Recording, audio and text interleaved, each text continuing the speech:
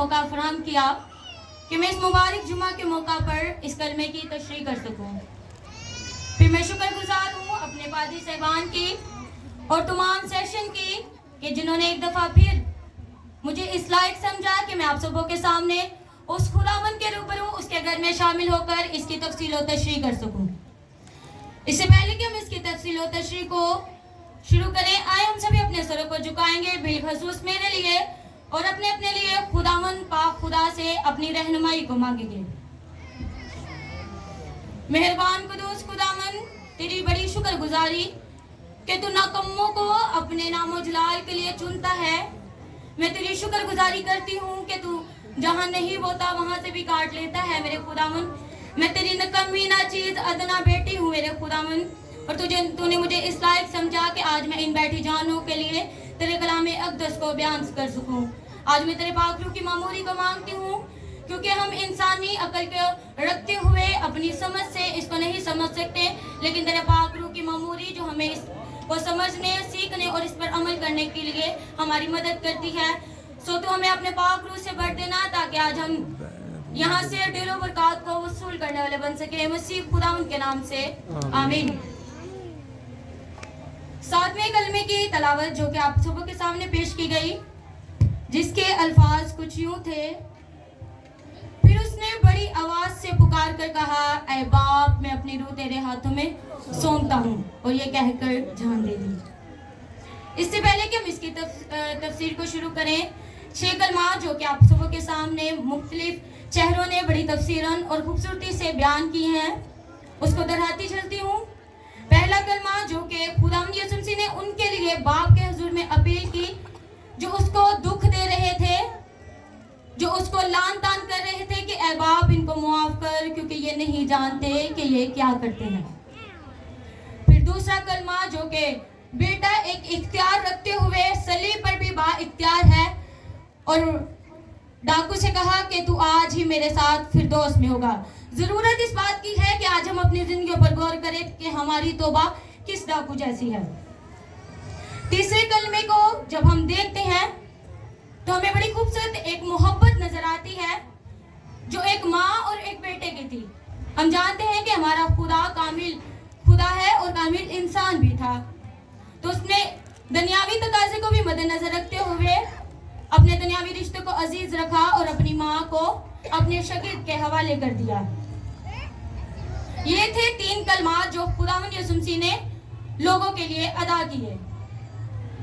چوتھا کلمہ، جبکہ ہم سب جانتے ہیں ایک ایماندار ہونے کے ناطے کہ ہمارا خدا ایک پاک خدا ہے اور اس کی آنکھ بدی کو نہیں دیکھ سکتی، اور جبکہ اس کے بیٹے پر ہمارے گناہ لادے ہوئے تھے، ہماری غلاظتیں، ہماری بدیاں لادی ہوئی تھی، تو اس نے اپنے بیٹے سے منہ پھیر لیا، اور جبکہ بیٹا اس جدائی کو برداشت نہ کر سکتا اور للکار اٹھا، اے میرے باپ، تو نے مجھے کیوں چھوڑ دیا؟ پھر جب وہ ظلم و ستم سہ ہی رہا تھا کہ اس کو ایک دنیاوی پیاس محسوس ہوئی، ہم دیکھتے ہیں کہ اس کا اظہار پرانے عہد نامے میں ہمیں ملتا ہے، اور پھر نئے عہد نامے میں ہم اس کو پورا ہوتے ہوئے دیکھتے ہیں، کیونکہ لکھا ہے کہ وہ نوشتہ پورا ہو کہ میں پیاسا ہوں۔ پھر چھٹا کلمہ جو کہ میرے بالکل ہی پہلے آپ سبوں کے سامنے بیان کیا گیا، جو ایک فتح مندی کا بھی نعرہ تھا، تمام ہوا۔ خداوند یسوع مسیح نے اپنے باپ کو مخاطب کر کے اور ان تمام لوگوں کے سامنے ایک نعرہ لگایا کہ میں نے فتح حاصل کر لی ہے، میں نے تمام بدیوں کو شکست دے دی ہے۔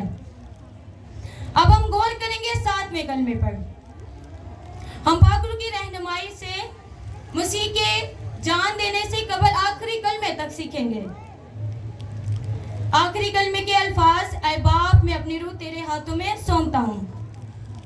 کئی مفسرین کا خیال ہے کہ جو آخری اختتامی کلمہ تھا وہ چھٹا کلمہ تھا، کیونکہ یسوع نے کہا تھا کہ سارا کام تمام ہو گیا، کمپلیٹ ہو گیا، یعنی ختم۔ لیکن کیا ضرورت تھی کہ خداوند کو 7ویں کلمے کو بھی ادا کرنا پڑا؟ اس کو ہم چھٹے کلمے کے ساتھ ہی دیکھیں گے کہ خداوند یسوع مسیح نے جان دیتے ہوئے اپنی روح کو باپ کے حوالے کیا، کیونکہ بیٹا ہر وقت یہی چاہتا تھا کہ وہ وہی رہے، یعنی باپ کے ساتھ बाप के घर में। हम मसीह पर गौर करें तो मसीह की जिंदगी में कोई तजाद नजर नहीं आता।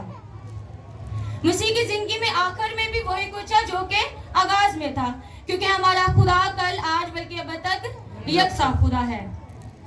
इस कलमे की अदायगी का गहरा भेद यूं है कि बाप और बेटे की रूह एक है, जिसको हम दोनों अहदनामों को तफसीरन देखते हुए इल्म हासिल करते हैं कि जब हर तरह की तख्लीक से पहले जमीन वीरान और सुनसान थी, गहराव पर अंधेरा था, तो खुदा की रूह पानी की सतह पर जुम्बश करती थी।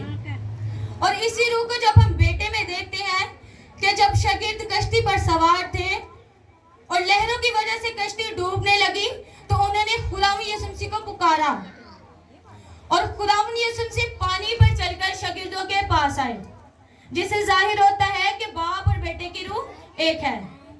अगर हम इसको ज्यादा तफसीरन सीखें तो इसी वजह से शागिर्द खुदावंद यीशु मसीह पर ईमान लाए थे कि बाप और बेटे को हवा और पानी पर इख्तियार हासिल है। और याद रखें, यही इख्तियार इस्तेमाल करते हुए खुदा ने ये कलमा इख्तियार किया, ऐ बाप मैं अपनी रूह तेरे हाथों में सौंपता हूँ। इस कलमे की अदायगी के लिहाज से मैं चंद नकायद आप सबके गोश गुजार करूंगी। सबसे पहला, खुदा के साथ मसीह के शख्सी तल्लुक के इजहार को हम सब देखेंगे। मौत की घड़ी में मसीह खुदा बाप के साथ मुखातिब है। कई लोगों के नजदीक खुदा एक नाकाबिले फहम हस्ती है। कुछ लोग कहते हैं खुदा है लेकिन इससे ज्यादा कुछ नहीं जानते, और कोई लोग कहते हैं कि सब चीजों में खुदा है लेकिन उस पर यकीन नहीं रखते। और फिर अगर हम देखें तो कई लोग कहते हैं बेशक खुदा है लेकिन वो हम सबसे बहुत दूर है, और हम इस बात का तस्वर भी नहीं कर सकते कि वो हमारे नजदीक आए या हमारी जिंदगियों में इसको कोई दिलचस्पी है। लेकिन याद रखें, हमारा खुदावंद ऐसे खुदा पर यकीन नहीं रखता। वो एक ऐसे खुदावंद पर यकीन रखता है जिसको वो ऐ बाप कहकर मुखातिब करता है। आज जरूरत इस बात की है कि क्या हम खुदावंद को एक हकीकी शख्सियत कबूल करते हैं? क्या हम खुदावंद से उस तौर से बातें करते हैं जिस तरह एक दोस्त अपने दोस्त से बात करता है? क्या हम खुदावंद पर भरोसा रखते हैं? खुदा बाप हमारा आसमानी बाप है, और याद रखे बेटे का मामला कुछ और है। वो बाप से मुखातिब है। उसने नहीं कहा ऐ खुदावंद मैं अपनी रूह तेरे हाथों में सौंपता हूँ, उसने कहा ऐ बाप मैं अपनी रूह तेरे हाथों में सौंपता हूँ। अगर गौर करें तो बाप कितना प्यारा लफ्ज है।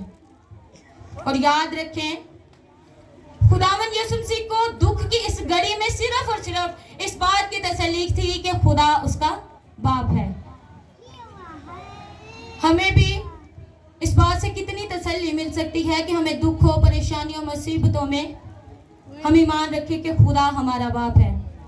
ये कितना ही खूबसूरत ख्याल है कि हमें लेपालक होने की रूह मिली, जिससे हम मौत की घड़ी में मौत का सामना कर सकते हैं।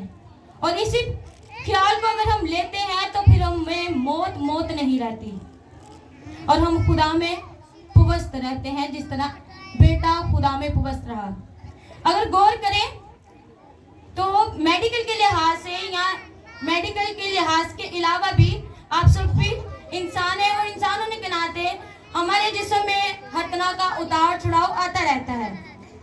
और अगर इंसान 2 दिन तक बीमार रह जाए तो उसकी आवाज निकलना मुश्किल हो जाती है कि उसका कोई हाल चाल पूछे तो वो कहते हैं हाँ बस ठीक हूँ, ऐसी आवाज निकलती है। लेकिन हमारा खुदावंद 6 घंटे से अजियत बर्दाश्त कर रहा है, और फिर भी वो पुकार कर कहता है ऐ बाप मैं अपनी रूह तेरे हाथों में सौंपता हूँ।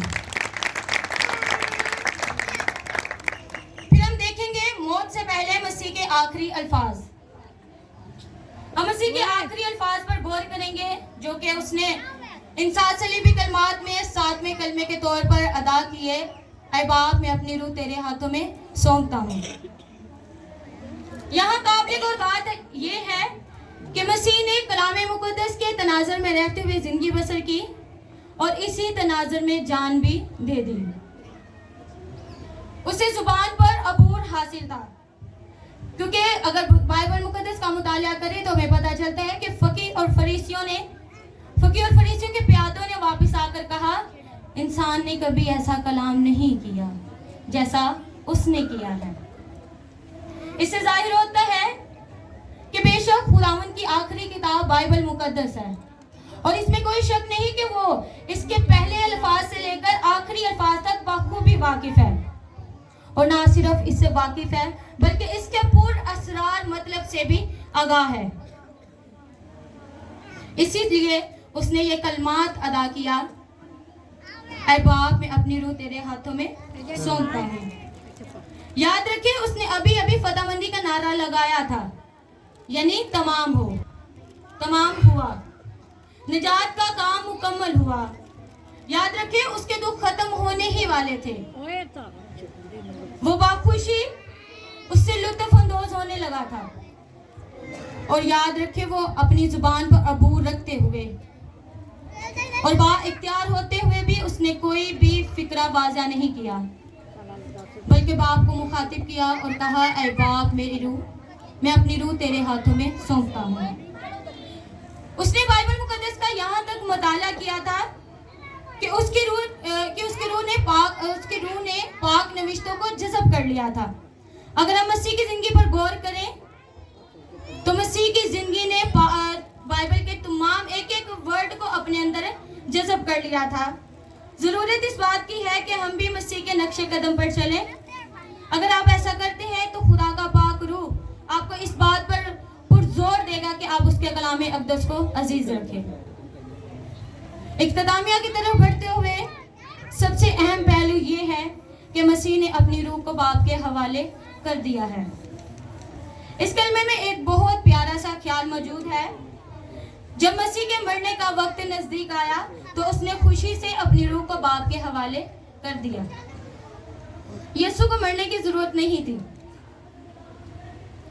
वो मरने पर मजबूर नहीं था। वो चाहता तो उसी वक्त ठट्ठे मारती भीड़ के सामने सलीब पर से उतर सकता था, क्योंकि उसने 3 दिन के मुर्दे को कब्र में से निकाला था और उससे तो जिंदगी की नदियां बहती थी। वो तो जिंदगी का सरचश्मा है, उसको मरने की जरूरत नहीं थी।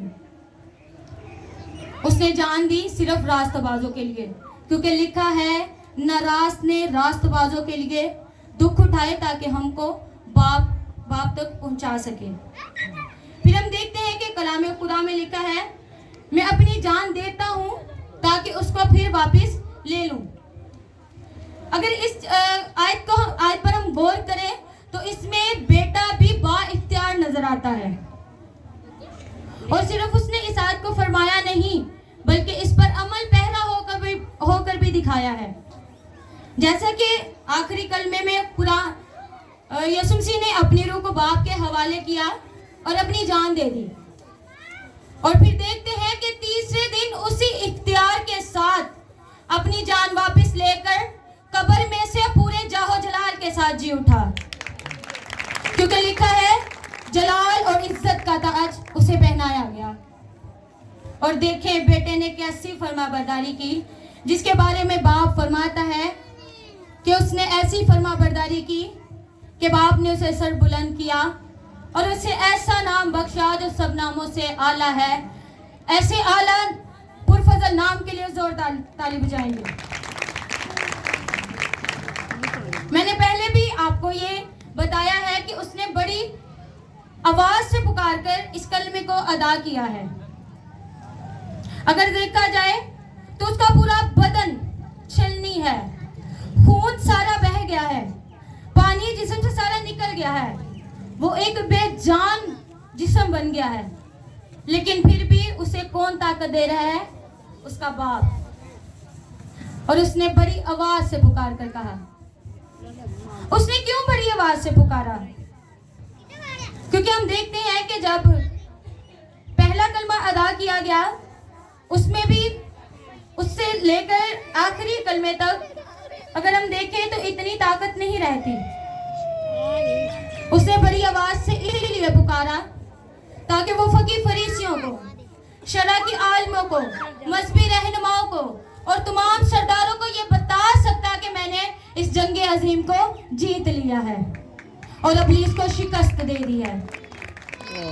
پھر اس نے باپ کو مخاطب کر کے کہا، اے باپ، میں نے نجات کے کام کو مکمل کر دیا ہے، اب میری روح کو قبول کر۔ آج ضرورت اس بات کی ہے کہ جو الفاظ مسیح نے مرتے وقت ادا کیے وہ میں اور آپ ہر وقت استعمال کریں۔ ہم مختلف اوقات میں خداوند یسوع مسیح کے حضور میں کہہ سکتے ہیں، اے باپ میری روح کو قبول کر۔ اگر آپ نے ایسا نہیں کیا تو آج ضرورت ہے ایسا کرنے کی، کیونکہ جب آپ ایسا کریں گے تو آپ اپنی روح کو باپ کے ہاتھوں میں محفوظ سمجھیں گے۔ ہماری روح ہماری شخصیت کا اہم جز ہے اور یہی ہماری شخصیت کا مرکز بھی ہے۔ ہمارا بدن محض اس کا لباس ہے، لیکن اپنے مرکزی جز کو اس پاک ہستی کے سپرد کر دیں، کیونکہ اس کے حضور ہماری روحیں محفوظ رہیں گی۔ کہتے ہیں، اے خدا، میں اپنے آپ کو سنبھال نہیں سکتا۔ ہم بارہا گر جاتے ہیں کیونکہ انسان ہے، انسان کمزور ہے، اور خداوند کا بندہ بڑی خوبصورتی سے بیان کرتا ہے کہ میں نے بدن ماں کے پیٹ سے ہی بدی میں جنم لیا ہے، اور ہم بارہا اپنی خواہشات کو پورا کرنے کے لیے گناہ میں گر جاتے ہیں۔ لیکن یاد رکھیں کہ وہ پاک خدا ہے بے شک، لیکن وہ رحیم بھی ہے، وہ رحم بھی کرتا ہے۔ اگر وہ ان تمام کو معاف کر سکتا ہے تو وہ ہمیں بھی معاف کر سکتا ہے۔ لیکن ضرورت اس بات کی ہے کہ ہم اپنے گناہوں کا اقرار کریں۔ ہم ہر دفعہ اس دن کو مناتے ہیں، ہر دفعہ ان 7 کلمات کو سنتے ہیں، کیا ہم اس پر عمل کرتے ہیں؟ آج ضرورت اس بات کی ہے کیونکہ ہمارے بہت سے عزیز ہمارے ساتھ تھے، جیسا کہ انکل جی صاحب کا بہت دفعہ ذکر ہوا ہے۔ ہمیں نہیں پتا اگلی دفعہ یا نیکسٹ ایئر ہم میں سے کون اس جگہ پر موجود ہے یا کون نہیں، لیکن میرے عزیزو یہ خداوند کا فضل ہے کہ خداوند نے یہ ہم پر کیا اور آج ہم اس کی حضوری میں ہیں۔ آج ہی موقع ہے، آج ہی اپنی روحوں کو اس پاک ہستی کے حضور میں دے دیں۔ ہم جو ایماندار ہیں بخوشی اس چیز کے لیے تیار رہیں، آپ مسیح پر ایمان رکھیں اور ابدی زندگی پائیں گے۔ اگر آپ نے ایسا نہیں کیا تو کریں، کیونکہ ایماندار کے لیے عمل کا پہرا ایمان کا باعث بنتا ہے۔ خدا کرے کہ آج ہی ہم اپنی روحیں اس باپ کے ہاتھوں میں دے دیں، تاکہ موت جب بھی آئے، جیسے بھی آئے، ہماری روحیں اس کے ہاتھوں میں محفوظ ہوں۔ وہاں مل کر کہیں گے آمین۔